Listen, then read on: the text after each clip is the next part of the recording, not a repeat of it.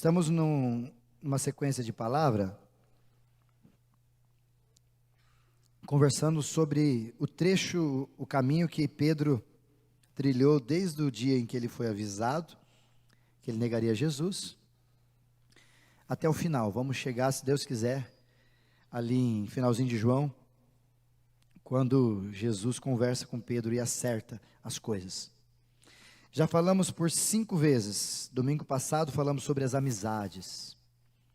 Quem você traz para perto de você, quem que você coloca na sua rede ou na sua fogueira de bate-papo.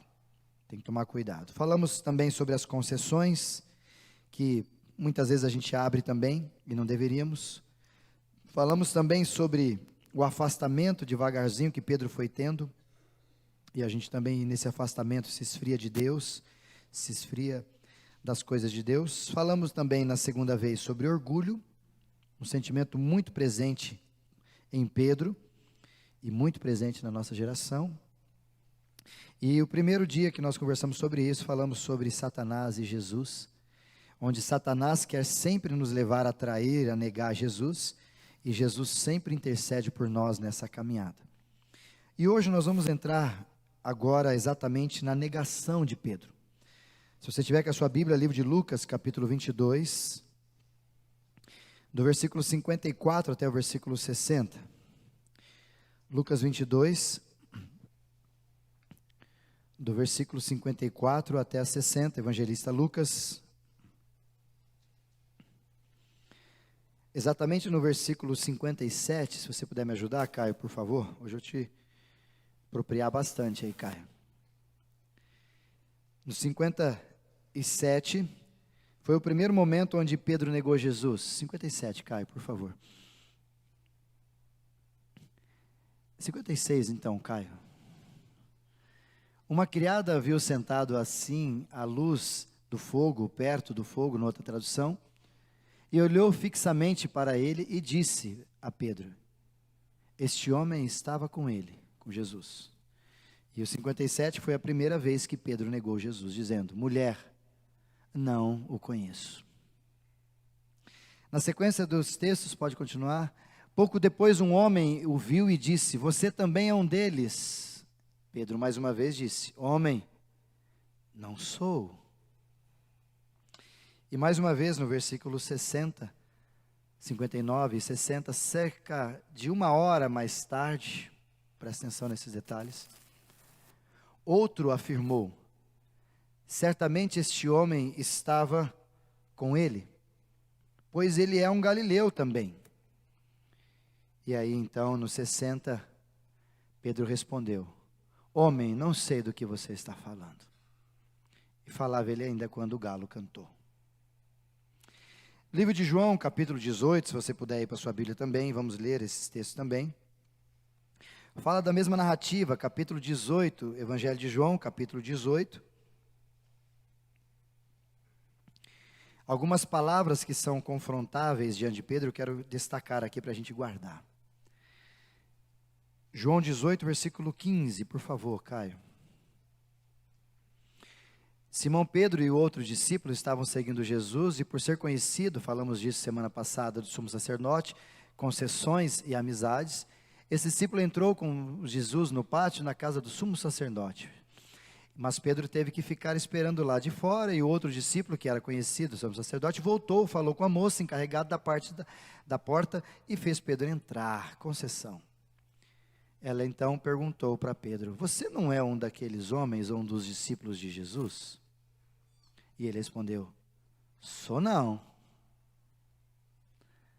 Versículo 18, fazia frio, os servos e os guardas estavam ao redor de uma fogueira que haviam feito para se aquecerem, e Pedro também estava em pé com eles, se aquecendo, amizades. E enquanto o sumo sacerdote interrogava Jesus acerca dos seus discípulos e dos seus ensinamentos. Aí desce lá para o 25, por favor. E enquanto Simão Pedro estava se aquecendo, perguntaram-lhe: você não é um dos discípulos dele? E ele mais uma vez disse: não sou. Versículo 26, enquanto Simão, um dos servos do sumo sacerdote, parente do homem cuja orelha Pedro cortara, insistiu dizendo. Lembra desse homem que Pedro cortou a orelha lá, quando foi preso? Pedro tirou a espada, foi para cima de um homem chamado Malco e golpeou. Acredito eu, e provavelmente você também, que o rapaz desviou e pegou na orelha. Porque ninguém é tão bom assim para falar, eu só vou dar um corte na orelhinha. Não, ele desviou e pegou na orelha. E esse rapaz tinha um parente, que era esse daí. Um dos sumos sacerdotes, parente daquele homem, viu Pedro cortar a orelha e disse, eu não vi você com ele lá no Olival, ou no jardim de Getsêmani? E mais uma vez Pedro negou, e no mesmo instante o galo cantou. Para a gente fechar essa narrativa, ficar bem claro para você, é intencional mesmo, livro de Marcos, capítulo 14, o último capítulo que nós vamos ler essa narrativa, é onde nós vamos ficar. Marcos, capítulo 14, versículo 66.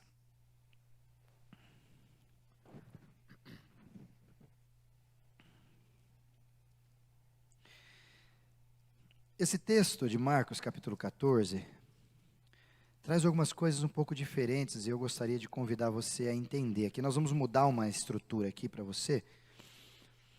E eu gostaria que você entendesse esse processo de forma muito tranquila. Antes da gente chegar em Marcos, capítulo 14,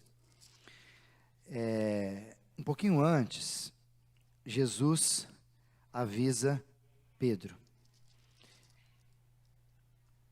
E ao avisar Pedro, se você puder pegar na sua Bíblia, no capítulo anterior, capítulo 13, quando Jesus começa a conversar, a falar, Jesus explica aos discípulos o que está acontecendo e fala sobre o traidor, Marcos. E quando Jesus fala sobre o traidor, ou sobre aquele que negaria Jesus, ele tem uma consideração muito interessante sobre Pedro, antes da gente chegar no 66. Quando Pedro é avisado, Jesus tem uma palavra muito diferente com Pedro. Olha ali, versículo 27, 14, 27. Então, lhe disse Jesus, 14, 27. Caio, por favor. Vocês todos me abandonarão, pois está escrito que ferirei o pastor e as ovelhas serão dissipadas, ou dispersadas, em outra tradução. Versículo seguinte. Mas depois de ressuscitar, irei adiante de vocês para a Galiléia. Pode ir passando, Caio.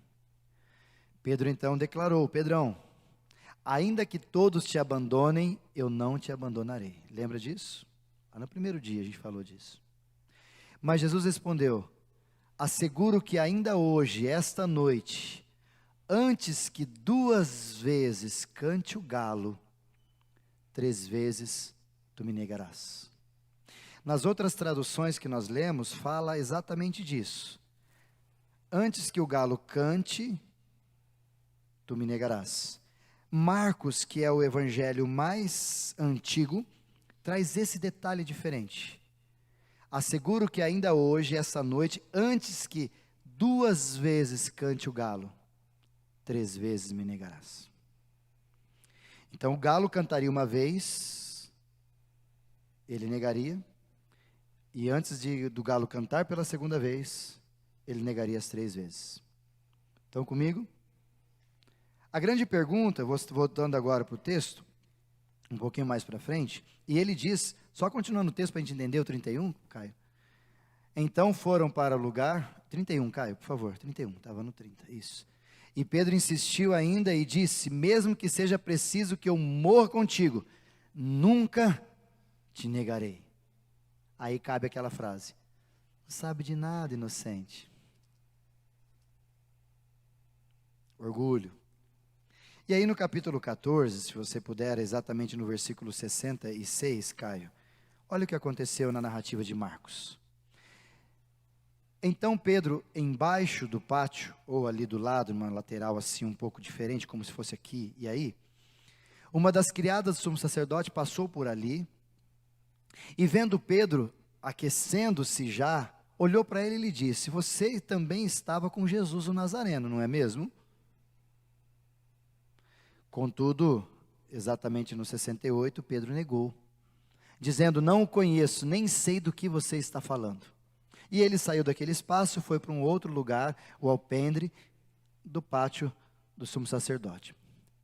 E quando a criada, uma outra criada, o viu lá, disse novamente os que estavam por perto: esse aí é um deles. Na primeira disse para Pedro: você não é um deles. Na segunda, disse aos outros: gente, eu acho que esse cara estava com ele. É um deles. Deixa lá antes, por favor. Eu acho que isso aí é um deles. Esse daí é diferente. Esse daí eu vi ele em algum lugar. E aí Pedro levanta e diz o quê, Caio? Por favor, versículo seguinte. De novo ele negou. Pouco tempo depois, os que estavam sentados ali perto dele, disseram a Pedro: certamente você é um deles. Você é Galileu. Versículo 71, por favor. Ele começou a amaldiçoar e a jurar: não conheço o homem de quem vocês estão falando. Pode passar, Caio? E logo o galo cantou pela segunda vez.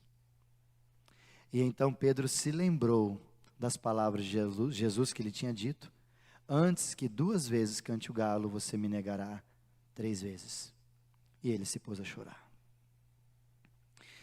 Já falei várias vezes sobre isso, mas eu quero voltar um pouquinho sobre essa questão do galo, porque quando você observa essa frase, o galo canta, isso é uma expressão idiomática, que a Bíblia consta várias vezes.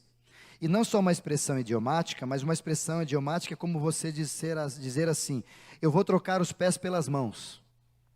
Você não vai fazer isso, é uma expressão idiomática. E quando a expressão aqui está dizendo que o galo vai cantar, não está dizendo especificamente que haverá um galo ali, um bicho, marido da galinha, o galo. Até porque naquela época, de forma muito simples, que são as leis dos judeus na Mishra, eles não poderiam naquela região, inclusive dentro dos pátios de Jerusalém, você criar galos ou aves desse tipo, não era normal. Então o que se tinha ali não era um galo cantando, era algo que o som dele se parecia com um galo cantando. E para você entender isso de forma muito clara, lá em Marcos capítulo 13, versículo 35, por favor, Caio, Marcos 13, 35, Jesus fala um pouquinho sobre isso de forma muito clara. Olha que maravilha esse texto. Portanto, vigiem, porque vocês não sabem quando o dono voltará para casa. Preste atenção, aí ele faz os 4 tempos que eu tenho e você: de madrugada, de manhã, à tarde e à noite. E ele começa dizendo: se à tarde, foi 1. Se no meio-dia, ele coloca: se ao cantar do galo, madrugada, ou se ao amanhecer.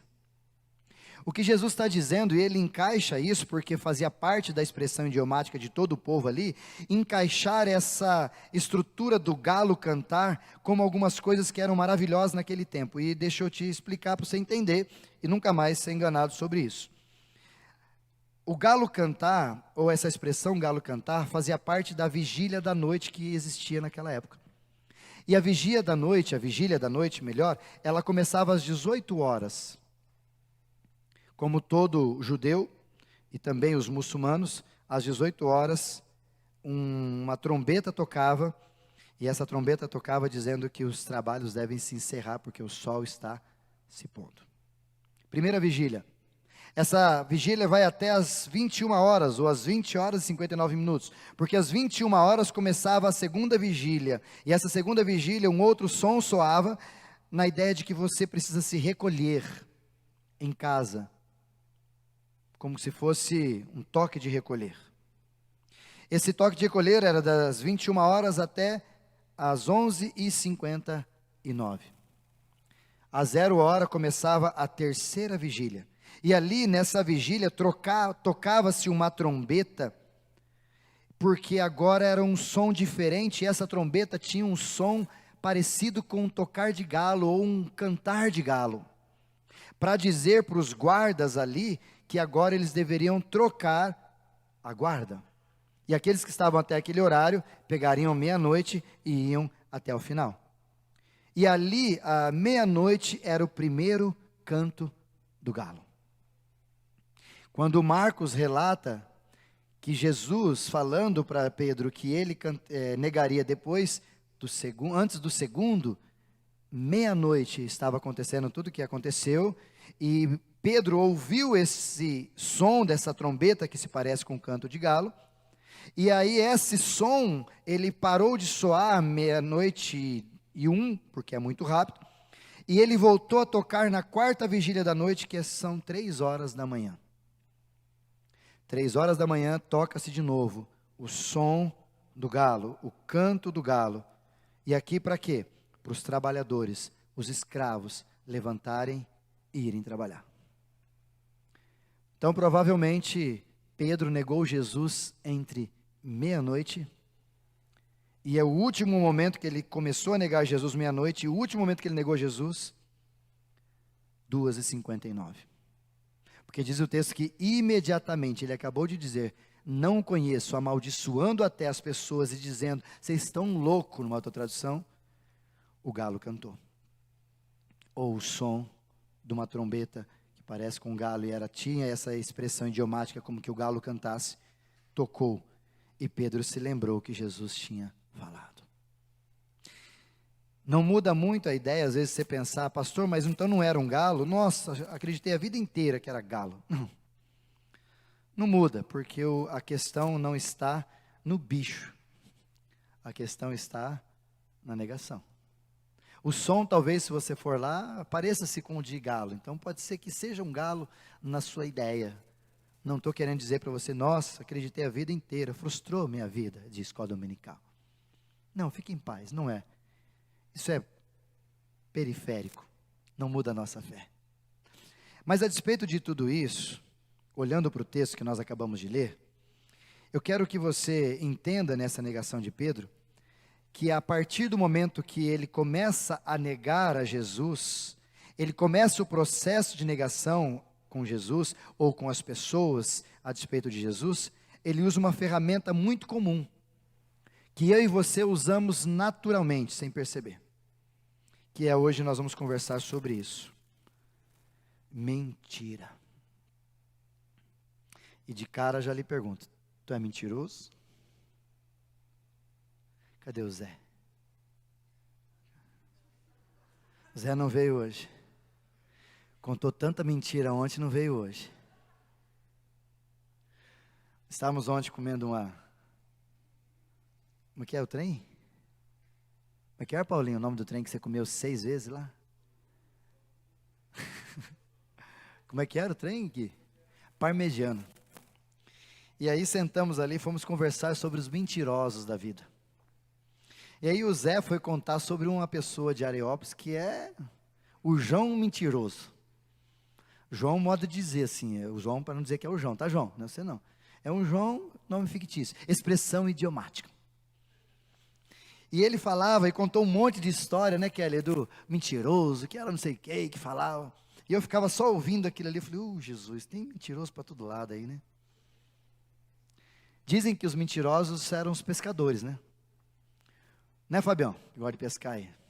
Uma vez pegaram um pescador, e ele falava que os peixes eram tudo gigantes, né? Uma vez prenderam a mão dele assim e falaram, agora quero ver. Pescou peixe, negão? Peguei. Era grande? Ele olhou assim, abriu a mão. E aí, qual o tamanho dele? Falei, rapaz, só o zóio dele era desse tamanho. O bicho é mentiroso mesmo, né? O bicho liseiro. Peguei uma anedota aqui sobre um professor que pegou 2 universitários, e aí vai para nós jovens, que gostavam de mentir. Eram muito bons alunos, mas gostaram de mentir porque eles fizeram uma prova e tinha uma prova final, e eles acabaram indo para as festas, aquela coisa normal e tal, ficaram de ressaca e não conseguiram vir para a prova do outro dia. Já aconteceu com algum de vocês? Fala, Jeová. E aí, de repente, os 2 amigos que são, parceiros que são, fizeram um acordo. Vamos fazer o seguinte, Vamos chegar ao professor e falar que o carro furou o pneu. E aí nós atrasamos e não deu certo e tal. E ele vai deixar, nós somos bons alunos. Beleza, fechou. Os dois fizeram um comum acordo. Pneu furou. O professor, todo sábio, recebeu-os na prova, falou, não, nós vamos dar um jeito, vamos fazer uma prova nova aí. Não tem problema não, eu faço para vocês. Aí chamou os dois na sala, colocou os dois, um num canto, outro no outro, para fazer a prova, e deu, a primeira questão estava na primeira, e a segunda questão atrás. A primeira questão valia 5 pontos, e a pergunta era notória sobre aquilo que eles estudaram. Arrebentaram, estudaram antes, arrebentaram. Viraram a prova. A segunda pergunta era, qual o pneu do carro furou? Valendo 95. E agora? A verdade sempre aparece. Quando a gente fala sobre mentira, a gente sabe que mentira é uma afirmação ou uma negação falsa, dada por alguém que sabe que está fazendo errado. Mentira é uma estrutura que nós nos utilizamos no nosso dia a dia, por causa da nossa ação pecaminosa, porque ela facilita muitos os trâmites nossos, né? Talvez tirando um pouco, hoje a gente não consegue ver tanta gente honesta, a maioria deles consegue mentir. Tem gente na televisão que está fazendo concurso de mentira, né? Meu Deus, como tem gente que mente, Jesus, você fala, não pode ser um negócio desse. Mentira parece que está enraizado dentro da gente, e não é de se negar uma postura dessa, porque o próprio Jesus, no livro de João, capítulo 8, versículo 44, coloca para mim, Caio, por favor, nós vamos ler esse texto outras vezes, mas só para a gente guardar, João 8, 44, fala um pouco do início do que aconteceu da mentira na sociedade. Jesus vai tratar com algumas pessoas, e ele diz assim, vocês pertencem ao pai de vocês, que é o capeta, o diabo, e vocês querem realizar os desejos dele. Ele foi homicida desde o princípio e não se apegou à verdade, pois não há verdade nele. Quando mente, ele fala da sua própria língua, pois ele é o mentiroso e ele é o pai da mentira. Alguns especialistas dizem até que o que levou Satanás a levar 1/3 de anjos do céu junto com ele, foi que ele propagou mentiras. E não é de se espantar, porque lá no livro de Gênesis, capítulo 3, quando nós temos o primeiro pecado acontecendo, nós percebemos que Satanás lançou diante de Eva uma mentira, para enganar, para surrupiar, alguma coisa do tipo, eu ouvi. E aqui entenda, por favor, quando a gente fala mentira, mentira não é só uma palavra, é um engano, é uma fofoca, é alguma coisa que você sabe, alguma afirmação da tua parte, que você sabe que não é puramente a verdade. E quando a gente se embranha nessa postura de mentira, a gente percebe que ela está cheio e perto da gente. Parece-nos até que quando Adão e Eva pecaram, e nós fomos destituídos da glória de Deus, parece que é uma marca do ser humano, é ser mentiroso. O trem mentiroso. O que a Bíblia fala sobre mentira? Deixa eu te dar uns textos aqui, caso você se identifique com mentira. Vamos lá, Caio, me ajuda nesse trecho agora. Êxodo capítulo 20, versículo 16.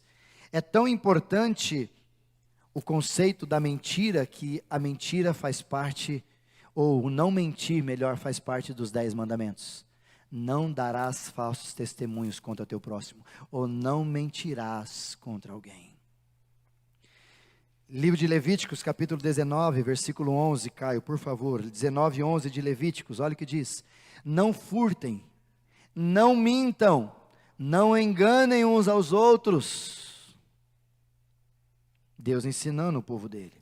Uma sequência de salmos, Salmo 119, versículo 16, Caio, por favor. 119, 163, por favor, Caio. Isso. Deus dizendo, odeio e detesto a falsidade. ou a mentira, numa outra tradução. Mas eu amo a tua lei. Salmo 101, versículo 7. Por favor, Caio. Quem pratica a fraude ou a mentira não habita no santuário de Deus. E nem o mentiroso não permanecerá na minha presença. Ou seja, mentiroso e Deus são duas coisas que vivem distantes um do outro. Salmo 120, o salmista faz uma oração. 120, versículo 2. Caio, por favor, olha esse texto. Livra-me dos lábios mentirosos e da língua traiçoeira. Talvez você tenha que fazer essa oração no seu trabalho, Senhor. Livra-me desse povo. Provérbios, capítulo 13, versículo 5. Caio, por favor.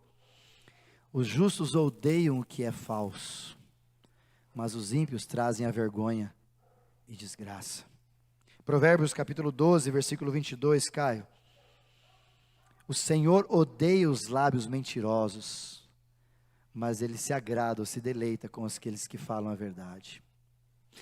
É uma das poucas vezes que Deus usa essa expressão, que não é só idiomática, mas é uma expressão poderosa, quando Ele diz que Ele odeia. Ele odeia aqueles que falam mentiras. Provérbios 21, versículo 6, Caio, por favor. A fortuna obtida com língua mentirosa é ilusão. Fugídia e armadilha mortal serão. Provérbios capítulo 8, versículo 13, Caio. Temer o Senhor é odiar o mal, odiar o orgulho e a arrogância, o mau comportamento e o que fala perversamente ou mentiras diante dos outros. E o último de Provérbios, capítulo 6, versículo 16, Caio. Olha esse texto, irmãos, Provérbios 6, 16. As 6 coisas que o Senhor odeia, 7 que Ele detesta. Olhos altivos, Ele odeia.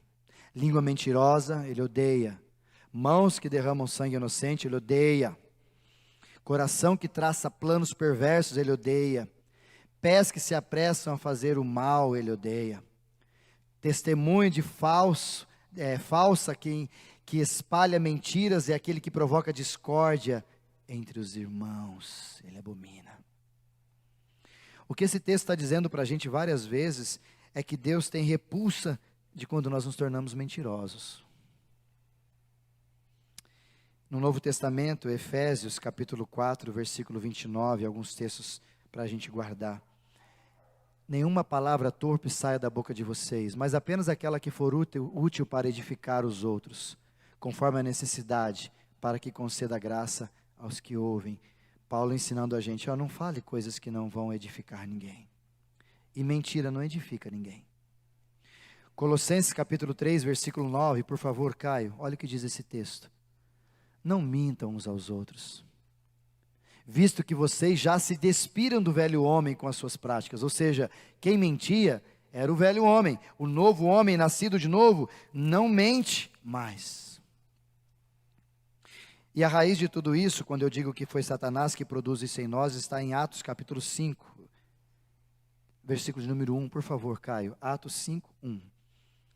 Um homem chamado Ananias, com sua esposa chamada Safira, sua mulher também vendeu uma propriedade, e ele reteve parte do dinheiro para si, sabendo disso também a sua mulher, e o restante levou para colocar aos pés dos apóstolos. E então perguntou Pedro, Ananias, como você permitiu que Satanás enchesse o seu coração a ponto de você mentir ao Espírito Santo? A gente nasce com a predisposição de mentir, porque nós somos pecadores. E Satanás nos ajuda a despeito da mentira. E sabe por que ele nos ajuda? Deixa eu te dizer algumas coisas bem pesadas, talvez. Sabe por que a gente mente? Sabe por que Pedro mentiu aqui a respeito de Jesus por 3 vezes? Por algumas considerações que eu quero que você guarde. Primeira, por medo. Segundo uma pesquisa, crianças que são educadas com muita opressão diante dos seus pais, que ficam lançando medo, ele facilmente mente e continuará mentindo por muito tempo. Porque ele descobre a partir da mentira que ele se safa de apanhar do pai. Então, por medo, ele achou esse viés, e a partir desse viés, ele mente. E Pedro fez isso. Ele tinha medo do que fariam com ele, então ele mentiu. Uma segunda característica, talvez, que eu e você temos, por que nós mentimos? Porque a gente tem medo de ser descoberto. Quando você faz alguma coisa e alguém vai falar, nossa, vão me pegar, e alguém chega, foi você diz, não, para não ser descoberto.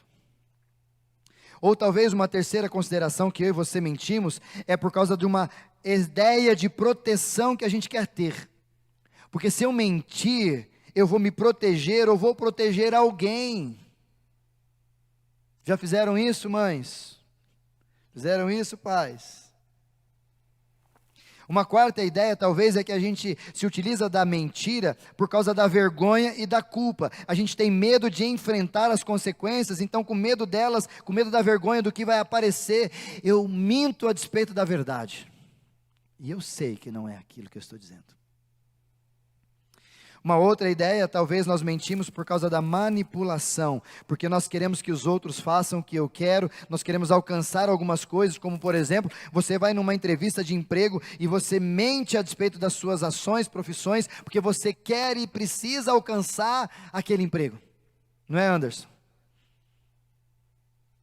O Anderson teve um testemunho sobre isso, de uma pessoa que pediu para ele mentir, ele falou, não, isso eu não faço. Perdeu o emprego, mas não perdeu a dignidade de ser quem é. Ou talvez a gente também faz isso, a gente mente para a gente manter uma autoimagem, de impressionar as pessoas. Ou talvez essa autoimagem, essa situação atraente que a gente tem, ela é tão forte, tão natural, que as redes sociais hoje estão manipulando a gente, o Instagram mais especificamente, eles estão de alguma forma montando a gente, que a nossa mentira já não é mais um problema, ela se tornou um vício, chamado de mitomania. Pessoas que compulsivamente mentem por dois motivos, na maioria deles. Para levar vantagem, como a gente listou todo aqui, por causa do medo, proteção, vergonha, e um outro para formar a sua identidade. Por isso que tem gente que é, como a gente disse no QG do que mais, atraente, mas não é atrativo. Tem gente que no Instagram você olha aquela coisa e você pergunta tal, mas na hora que você vai vasculhar ou entrar um pouquinho mais, não é nada disso. Não existe aquilo lá é fake news. Aquilo é falha, aquilo é algum problema do sistema. Quando você chega perto, tudo aquilo ali é mentira. E eu pergunto para você, você tem o hábito de mentir? Se você tem o hábito de mentir, você precisa tomar cuidado e talvez procurar alguma ajuda mais precisa, porque você pode estar com mitomania. Nem pensa, já mente assim. Segundo um historiador, estava lendo esses dias sobre isso, de um livro sobre verdades e mentiras, ele dizia que o ser humano passa por fases onde ele mente mais. Talvez é a adolescência, ou talvez é algum momento do emprego, ou talvez é querendo impressionar alguém. Ele passa por essas fases, então ele se utiliza dessa ferramenta de ficar mentindo para os outros. E o problema é que ele gosta, isso faz bem, e faz mesmo. Mas ele não sabe que isso é uma catástrofe. Isso logo vai acabar mal. Deixa eu te dizer alguns problemas sobre a mentira que você precisa aprender hoje, tomar cuidado e de repente tomar uma decisão de parar de ser mentiroso. O primeiro problema que a mentira traz para nós, sabe qual é? Ela pode se tornar um estilo de vida hereditário. De uma forma simples, você já fez esse exame, né? Atende o telefone, o seu filho, ele fala, pai, fulano quer falar com você. O que você diz às vezes? Fala que eu não estou. Já ouviu alguém fazer isso? Fala que eu não estou. Ah, eu não estou aqui não, desliga. Ah, se eu tivesse um vídeo aqui. Dá para postar aqueles vídeos que eu mandei para você, Caio, dos irmãos que eu gravei? Dá. Ah, se pudesse. O que você não entende, irmão, é que a mentira, ela se torna tão viciante, tão estilo de vida para nós, que ela pode formar-se um padrão hereditário nos céus. E eu vou mostrar isso na Bíblia para você. Abraão, primeiro mentiroso dos patriarcas. Quando colocaram em Gênesis capítulo 12, não precisa abrir, vou passar rapidamente para a gente conter o tempo. Abraão, quando foi perguntado a respeito da sua esposa, Sara, ele mentiu e começou a entender que aquilo ali lhe dava bons resultados. Mentiu. Depois que Abraão mentiu, Sara também mentiu. Sara, num outro momento, sendo influenciado talvez por Abraão ou por estilo de vida, quando Deus apareceu através dos anjos para conversar com Abraão e Sara e falar que ela teria um filho, ela atrás da barraca, como muitas vezes muitas mulheres fazem, ficar escondidinha ouvindo conversa alheia. Isso é de Satanás.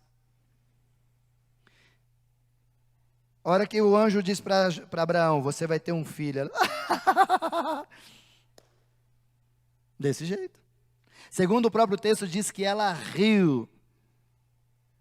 Talvez a risada dela tinha som e palavras, dizendo, deu dó, um velho desse, eu estéreo, mas não vou ter filho de jeito nenhum, tá doido. Diz o texto que ela gargalhou. Só que ela estava um pouco longe ali. Só que o anjo, o próprio Deus que estava ali, percebeu tudo. Aí quando ela apareceu, o anjo falou, por que você riu? Sabe o que essa mulher miserável fez? Eu ri, eu não ri não. Gente, o nível de mentira é tão profundo de nóia, de loucura, de vício, que ela chega a dizer que Deus está errado e ela está certa. Que Deus se enganou achando que ela riu, porque ela não riu. E ela negou, como o nosso palavreado normal, de pé junto, que Deus está errado. Eu juro por Deus que eu não ri. Talvez Deus ia dizer, mas eu juro por mim que eu vi você rindo. E aí? Que treta que dá. Então, Abraão começou a usar da mentira como ferramenta para se dar bem, para viver. Sara percebeu que esse negócio funcionava, usou da mesma forma. E aí veio um fruto da vida de Abraão e Sara, chamado Isaac. Isaac fez a mesma coisa a respeito de Rebeca, sua esposa. Quando ele foi chamado a atenção, o que ele fez? Mentiu, repetindo os padrões dos seus pais. Porque é só isso que ele viu em casa. É só mentira a despeito de vida, de que fez, que não fez, que entrou na internet, que falou no telefone. Ele só observava isso. Então não tinha outro padrão para ele desenvolver. Ele foi lá e repetiu o mesmo padrão. Isaac, filho do mentiroso Abraão, se tornou mentiroso. E Isaac teve um filho. Sabe qual é o nome do filho de Isaac, irmão? Jacó, miserável.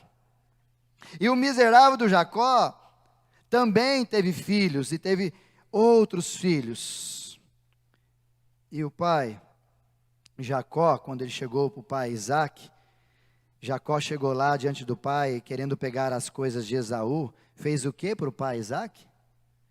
Mentiu. Parceria com quem? Com a mãe.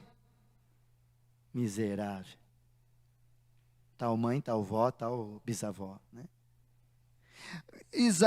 Jacó teve os seus ali, maravilha, e Jacó depois teve 12 filhos, para não ser preciso, 13, Benjamim nasceu no final, 12 filhos, dentre eles tinha um personagem chamado José, e José como filho do último patriarca, Abraão mentiroso, Isaac mentiroso, e vem vindo, repetindo, agora vem Jacó mentiroso, e parece que o padrão não fica só no homem, né? Jacó e a mulher do Jacó, tudo bando de mentiroso. E aí chega até os filhos de Jacó, a galera toda, e nasce um monte de filhos, 12, 13 no final, mais um. E aí esses filhos ficam incomodados com José, e aí eles dão um jeito de vender, queriam matar José, enfim, vendem José, e aí eles voltam na casa do pai. O que o pai sempre ensinou para eles? Mentira. O que eles fazem? Pegam roupa suja e com sangue de um bicho, fala, José morreu. Mentiroso. Mas como é que vai falar a verdade se nunca aprendeu a verdade, irmão?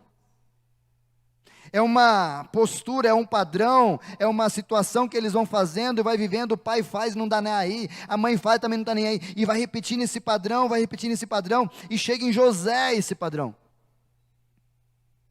Só que aí José, homem cheio do Espírito Santo. Gênesis 39, Caio, por favor. Alguém quebra esse padrão. Gênesis 39, versículo 8, por favor, Caio. José levado para o Egito, você conhece bem a história, e num dos momentos ele é levado para a casa de Potifar. Volta o versículo 7, por favor, Caio. 6 ainda, perdão. Deixou ele os seus cuidados de José, tudo o que tinha, e não se preocupava com coisa alguma, exceto com a sua própria comida. José era atraente de boa aparência. E depois de certo tempo, a mulher endemoniada do homem começou a cobiçá-lo e convidou. Bora lá assistir uma Netflix? Vamos no Tinder? Vamos conversar? Vamos fazer uma live? Vou te mandar até umas fotos diferentes. Você já entendeu, né? Você que é atualizado. É essa treta, a mulher querendo catar o cara.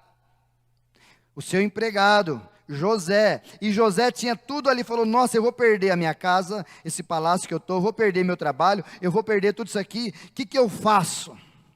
Versículo 8, por favor. Olha o que José fez.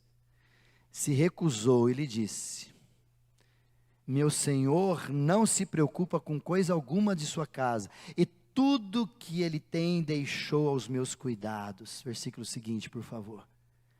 Ninguém desta casa está acima de mim. Ele nada me negou, a não ser a senhora, porque é a mulher dele. Como poderia eu, então, cometer algo tão perverso e pecar contra quem? Contra Deus.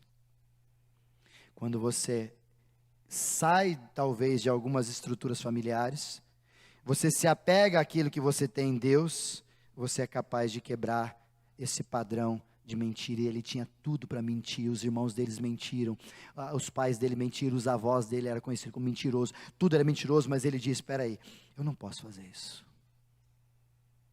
E ele não fez. Resultado de ser verdadeiro? Coloca o versículo seguinte, Caio, por favor, 10. Assim, embora ela insistisse com José dia após dia, ele se recusava a deitar-se com ela e evitava ficar perto dela.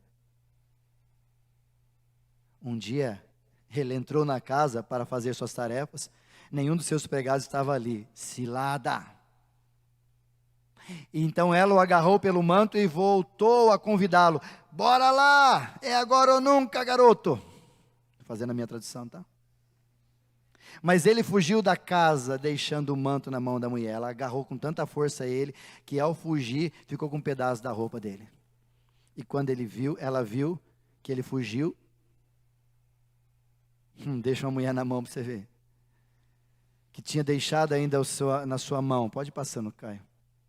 Chamou os empregados e disse, vejam, este hebreu nos foi trazido para nos insultar. Ele entrou aqui e tentou abusar de mim, mas eu gritei, mentirosa, endemoniada. Quem que é o mentiroso agora? Resultado dele ser verdadeiro e ela não, o que aconteceu? Quando me ouviu gritar por socorro, largou o seu manto e do meu lado e fugiu da casa. Pode passar, não cai. E ele conversou comigo, ela conservou o manto consigo até que o senhor dela chegasse e José chegasse a casa. Então repartiu-lhe a história e aquele escravo hebreu que você nos trouxe aproximou-se de mim e me insultou. Mas quando eu gritei por socorro, ele largou o seu manto ao meu lado e fugiu. Nossa, essa história de hoje em dia, né? Quando o Senhor ouviu a sua mulher, ele disse, foi assim que o seu escravo me tratou? Ficou indignado. Mandou buscar José, lançou na prisão em que eram postos os prisioneiros do rei. E José ficou na prisão, mas o Senhor estava com ele e o tratou com bondade, concedendo-lhe a simpatia do carcereiro. Quer mentir? Mente. Mas o Senhor não vai estar com você. Quer mentir? Não quer cair nessa cilada, quer falar a verdade? O Senhor continuará com você. E o grande problema aqui, queridos, para a gente entender, o seu filho segue os teus padrões. Se teu filho é mentiroso, ele não aprendeu isso em muitos outros lugares também, mas o maior lugar que ele aprende é na tua casa, ele deveria dar uma olhada no que você tem semeado.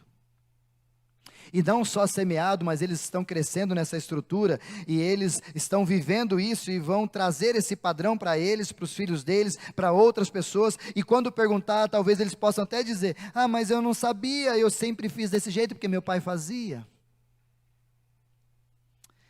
Querido, mentir pode tornar-se um estilo de vida, levando você a ter hereditariedade de mentirosos. Por isso, talvez você pode até dizer, como uma pessoa mandou uma mensagem para mim, pastor, mas eu sou vítima da mentira. Não, ninguém é vítima, tem gente que sofreu muito mais que você, e não se apegou na ferramenta da mentira. Segundo problema, você pode mentir sem dizer nada. Pastor, é só pela palavra que a gente mente? Não. Segundo os especialistas, há uma linguagem corporal e há ações das quais eu e você temos que nós mentimos também, e Deus sabe disso e coloca isso bem pontual para nós. Porque às vezes você pode dizer, pastor, eu não consigo mentir. Que bom, a minha esposa chega para mim e faz uma pergunta, ela olha bem nos meus olhos e fala assim, Isaías, você deu o solzinho é uma, como é que chama? Um remédio para dar unita, solzinho, porque tem que dar quando tem sol. E o lua, quando dá, tem que ter lua. E o sol é maior do que a lua, então o pote é maior. Essas coisas de doido, nós doido. Um teólogo e um psicólogo dentro da casa, eu acho que sai alguma coisa boa, né? Um doidinho. Sai da unita, que trem estranho lá. E aí a Angélica chega para mim assim, Isaías, você deu o solzinho? Aí eu, dei. Pegou. Ela fala, você não sabe. E às vezes é legal você não saber mentir. Mas a postura nossa, a mentira não está apenas impressa naquilo que eu falo ou naquilo que eu menciono dos outros. A mentira está impressa na minha linguagem corporal, no meu jeito de me comportar diante dos outros. Apóstolo João fala sobre isso, por favor, Caio. Primeira epístola de João lá, 1 João capítulo 1, por favor. Olha o que diz aqui, eu quero mostrar para vocês, rapidamente, para você perceber que a gente não mente apenas pelas palavras, mas mentimos pelo comportamento que nós temos. Capítulo 1, versículos 5 e 6. Esta mensagem que dele ouvimos, perdão, e transmitimos a vocês. Deus é luz, nele não há treva alguma, presta atenção. E se afirmarmos que temos comunhão com ele, com Deus, mas andamos em trevas, ou andamos nas trevas, ou dialogamos com as trevas, mentimos e não praticamos a verdade. O primeiro quesito que o próprio apóstolo João mostra para nós aqui, é que nós mentimos facilmente quando nós, nas nossas práticas, vivemos em trevas, quando um dia conhecemos a luz. Somos mentirosos. Quando estando com ele, estando em comunhão, somos mentirosos. O que é isso na prática para você entender? É quando aqui nós adoramos a Jesus, quando aqui estamos juntos, e você lá fora não fala uma palavra mentirosa, mas estando na luz lá fora, você promove trevas. Sabe o que você é, segundo a palavra de Deus? Um baita de um mentiroso. Talvez ele diria, o que você está fazendo na igreja então? Como um dia desses, uma pessoa falou para mim que ele é homossexual, e ele disse para mim, pastor, eu sou mais homem do que um monte de homem por aí. Porque esse mando de homem que tem por aí, não tem palavra, é mentiroso, deve para todo mundo. Eu não faço isso. Nesse sentido, eu sou muito mais homem do que eles. E ele disse no final, Didi, você conhece quem eu estou falando, e ainda vão na igreja. Ele está querendo dizer para nós, a despeito exatamente desse texto, a gente vem para cá, a gente tem comunhão com Deus, mas lá fora as nossas obras são obras de trevas e não obras de luz. Se você tem esse tipo de postura, tu é mentiroso. Capítulo 2 de 1 João, a segunda verdade que ele fala, capítulo 2, versículo 3, por favor, Caio. Olha o que ele diz, sabemos que conhecemos e obedecemos aos seus mandamentos, versículo 3, versículo 4. Aquele que diz, eu o conheço, mas não obedece aos seus mandamentos, ele é o quê? Mentiroso. Falou alguma coisa? Não. Qual que é a atitude? conhece a palavra, está aqui a palavra de Deus, vem na igreja, vive como se conhecesse Deus, mas não obedece o que Deus diz na sua palavra, o que ele é? Mentiroso. E temo dizer, como diz o texto, a palavra não está em vocês. Vamos continuar o texto mais um pouquinho, Paulo, Caio? Mas se alguém obedece à sua palavra, nele verdadeiramente o amor de Deus está aperfeiçoado. Desta forma, sabemos que estamos nele. Ou seja, a prática, a segunda postura que nós percebemos que não tem a ver com palavra, mas com atitude, é quando nós obedecemos a palavra de Deus e quando nós desobedecemos a palavra de Deus. Numa dessas, para você entender facilmente, passar para o terceiro e último, a pergunta é: você obedece o que a palavra de Deus diz para você? Vou ser bem leve. Filhos, vocês honram os pais de vocês? Mais ou menos, mentiroso. Se não obedece, é mentiroso. Maridos, vocês honram as suas esposas? Ou amam as suas esposas? Mulheres, esposas, vocês obedecem aos seus maridos? Igreja, nós falamos do Evangelho de Jesus, pregamos a palavra. Se nós sabemos o que é para ser feito e não fazemos, tornamo-nos mentirosos. E por último, no versículo 18, Caio, ainda, João estava empolgado com os mentirosos ali. Acho que ele tinha uma série de irmãos políticos perto dele. Perdão, pensei alto. Capítulo 2, versículo 18, Caio. Filhinhos, esta é a última hora. E assim como vocês ouviram que o anticristo está vindo, já agora muitos anticristos têm surgido. Por isso, sabemos que esta é a última hora. Pode ir descendo, tempo presente. Eles saíram do nosso meio, mas na realidade não eram dos nossos. Pois se fossem dos nossos, teriam permanecido conosco. O fato de terem saído mostra que nenhum deles estava com a gente ou eram dos nossos. Mas vocês têm uma unção que procede do Santo. Todos vocês têm conhecimento. Olha isso agora, queridos. Não escrevo a vocês porque não conhecem a verdade, mas porque conhecem e porque nenhuma mentira procede da verdade. Para a gente fechar, Caio, pode descer. Quem é o mentiroso, senão aquele que nega que Jesus é o Cristo? Este é o anticristo, aquele que nega o Pai e o Filho. Para finalizar o 23, Caio. Todo que nega o Filho também não tem o Pai, que confessa publicamente o Filho e que tem o Pai. O que João está dizendo para nós nesse final é que nós mentimos também quando nós nos opomos àquilo que a palavra de Deus diz. Somos mentirosos. E o que fazer então diante da mentira? Deixa eu te ajudar. Pastor, eu sou mentiroso, eu tenho visto que tem sido uma prática minha, eu não consigo, quando eu vi já menti, e agora para sair dela tem que fazer igual Pedro, uma mentira atrai outra mentira. Para sair dela você faz o quê? Mais uma mentira. Sinto em te dizer, nós vamos falar isso mais para frente, mas depois de várias mentiras, uma hora você vai ter que encontrar com a verdade. Pedro fez uma vez a mentira, fez a segunda vez a mentira, fez a terceira vez a mentira, ficou até irado e bravo. Mas depois que Jesus ressuscitou, Jesus disse quando ressuscitou: avise aos discípulos e avise a Pedro, que nós vamos ter que trocar uma ideia, que ele vai ter que encontrar com a verdade. Não tem jeito, irmãos. Já dizia o ditado, mentira tem perna curta. Uma hora a verdade vai ter que aparecer.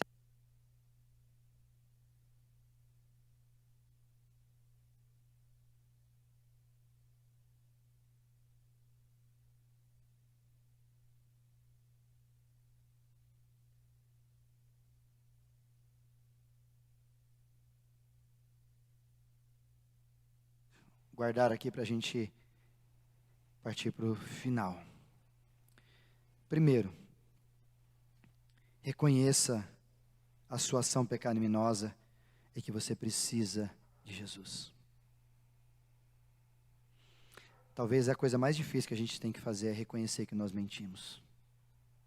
Como Sara, como Eva, como Abraão, como Isaac, somos tendenciosos a, depois de uma mentira, não reconhecer que nós erramos.